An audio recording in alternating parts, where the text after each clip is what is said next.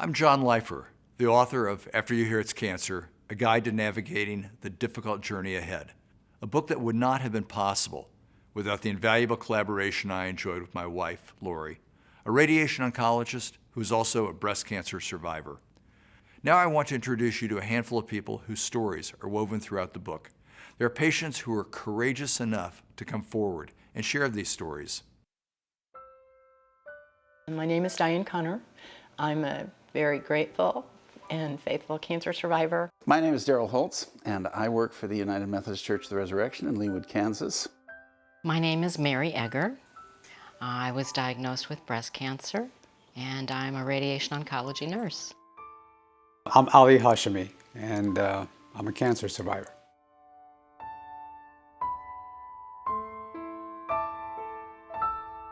The journey began in 1991.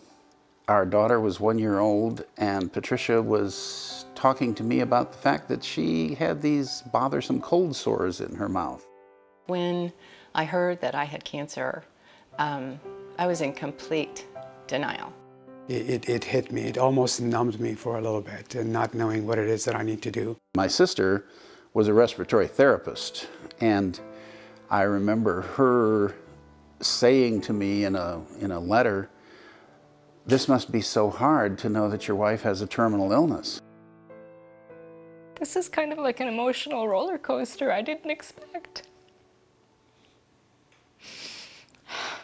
Okay, I had just had a routine screening mammogram and was going to visit my best friend up in Minnesota.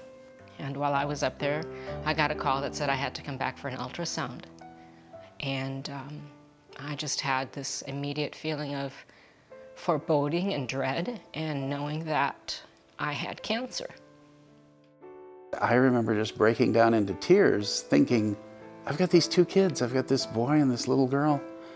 How am I going to take care of them if she's not here? But I knew that I really needed to regain that focus, and if I wanted to survive, if I had any hope to surviving, I needed to get back on my feet and decide and process the information and move forward.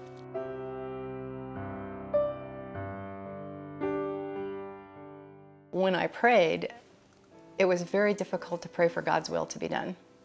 I think that's the hardest prayer during that day, because I would say, okay, I know I'm supposed to ask for your will to be done, but I'd really like to stay here for a really long time, and I'm not ready to go. My wife, my daughter, my grandkids, they were the ones that actually gave me the hope to keep going. Hope is this really gritty, determined kind of thing that says, boy, right now it's really dark. Right now it's painful. Right now it's lonely. But even so, I believe, I trust, I hope that good in the end triumphs over bad, and life triumphs over death. I did my fair share of stomping and yelling at God and saying, "This is just not fair. I just went through a divorce. What are you doing to me?" But then you just kind of pick yourself up off the floor after you've cried a few times, and you deal with what is before you, because you have to, because you do want to live, you do want to survive.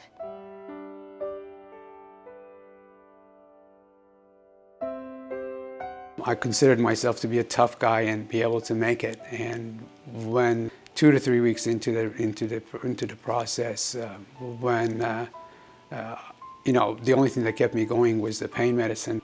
My job as a patient was to take care of myself. So for the first time in my life, I took care of me. Most of the time I think I'm normal.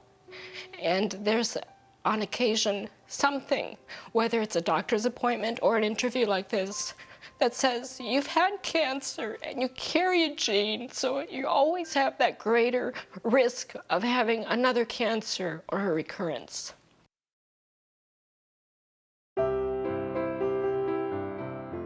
You measure your successes by weeks and months, not days, or you're going to psych yourself out. What Rick told me, my husband told me, was you're one day closer to recovery. You need to focus on the positive. You need to stay focused on what you're trying to do and what you're trying to accomplish to get back that hope.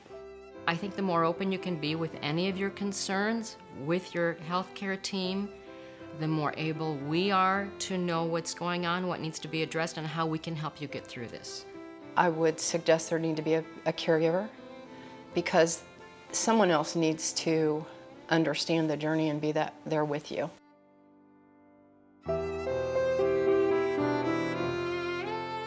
There is real power in the idea that we're not just helpless in the face of the bad stuff.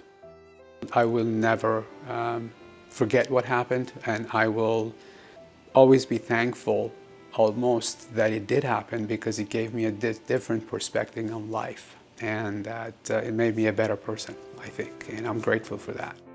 You learn that your journey is to help other people. You have to pay it forward to make sure that other people have help when they go through this. It's added experiences and knowledge and wisdom and strength and courage that I don't know that I would have gotten without the experience of cancer. I pray every night, and it's again one of those growths that I will tell you that I didn't do before cancer, and thank that I'm blessed with life in general, the good things and the bad things. 20, 30 years ago, if you got a diagnosis of breast cancer, that was an automatic death sentence. That's not true anymore. Now look at me, I'm having fun. If you would like to learn more about After You Hear It's Cancer, a guide to navigating the difficult journey ahead, please visit afteryouhearitscancer.com.